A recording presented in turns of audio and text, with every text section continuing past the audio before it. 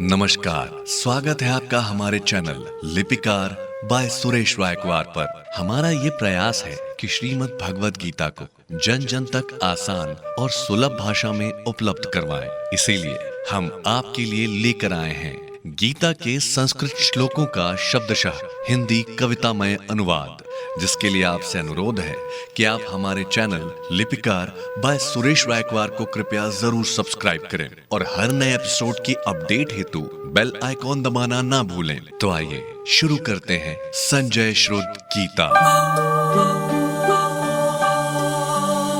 गीता जी के तीसरे अध्याय में ज्ञान योग तथा कर्म योग अनुसार अनासक्त भाव से नियत कर्मों की श्रेष्ठता, यज्ञ कर्म की आवश्यकता, ज्ञानवान और भगवान को कर्म करना क्यों आवश्यक है, अज्ञानी और ज्ञानवान के लक्षण और चित्तवृत्तियों के निरोध आदि विषय वर्णित हैं। इस अध्याय को कर्म योग नाम दिया गया है।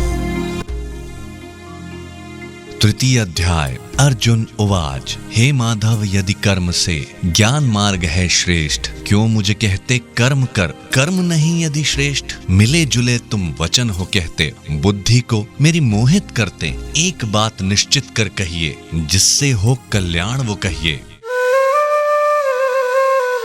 श्री भगवान वाच, हे निष्पाप सुनो हे अर्जुन, पहले किया तो निष्ठा का वर्णन। योगियों के लिए कर्म योग है, सांख्य योगी का ज्ञान योग है। कर्म न जो आरंभ करेगा, योग निष्ठा नहीं प्राप्त करेगा। निपट वैराग्य अभीष्ट नहीं है, सिद्धि हेतु पर्याप्त नहीं है। क्षण ऐसा नहीं कोई है जिसमें बिना कर्म रहे मानव, जिसमें सहज गुणों के कारण मानव कर्म को बाध्य है सारे ही मानव। मूढ़ जो हठ से इंद्रियां रोके, विषयों का चिंतन मन में न रोके, उसको कहते हैं मिथ्याचारी। दंभी कहें या कहें व्याभिचारी, मन से इंद्रियां वश में जो रखता, अनासक्ति से कर्म जो करता, पुरुष वही तो श्रेष्ठ है अर्जुन। कर्म योग का करे आचरण, शास्त्र विहित कर्मों को ही कर तू। कर्म नहीं करने से बच तू, कर्म नहीं करने से अर्जुन श्रेष्ठ है कर्म करना है अर्जुन। कर्म यदि तू नहीं करेगा, देह निर्वहन कैसे करेगा।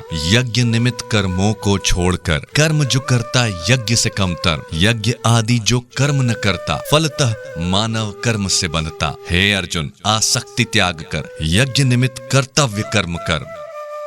ब्रह्म ने जब यह कल्प रचाया, यज्ञ सहित मानव को बनाया। कहा कि यज्ञ से वृद्धि पाओ, भोग इच्छित सब यज्ञ से पाओ। नर और देव परस्पर रहना, एक दूजे को उन्नत करना। यज्ञ से दोनों ही उन्नत होना और परम कल्याण को पाना। यज्ञ से जब देवता पूछेंगे इच्छित भोग, तब तुम्हें मिलेंगे। भोग से देव का भाग न दे जो, चोर ही कहलाएगा नर वो। यज्ञ से बचा अन्न जो खाते, संत वो पाप से मुक्त हो जाते। अन्न जो अपने लिए ही पकाते, वो नर तो बस पाप ही खाते। प्राणी जन्मे अन्न से, वृष्टि से होवे अन्न। वृष्टि होती यज्ञ से, यज्ञ कराएं कर्म। कर्म उदय हो वेद से, वेद ईश के ग्रंथ। स्वयं ईश ही यज्ञ है, यज्ञ ईश्वर का अंश। सृष्टि चक्र जो ना अपनाता, धर्म जो अपना नहीं निभाता, इंद्रिय भोगों में रमने वाला, व्यर्थ है उस पापायु का जीना। किंतु रमण जो करे आत्मा में, तृप्त सुखी भी रहे आत्मा में। आत्म सुखी जीवन जो जीता, उसका करणीय धर्म न होता, नहीं विश्व से उसे प्रयोजन। कर्म करे न करे का प्रयोजन, स्वार्थ उसे नहीं कोई रहता, जग में वह निस्वार्थ ही रहता। इसीलिए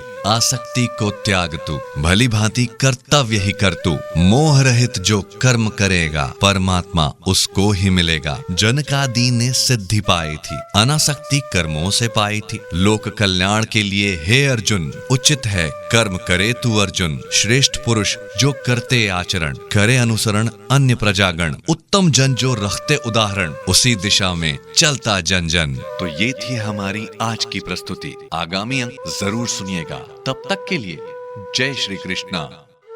संजय श्रुत गीता को स्क्रीन पर दर्शाई गई लीडिंग ई कॉमर्स साइट से क्रय भी किया जा सकता है। धन्यवाद।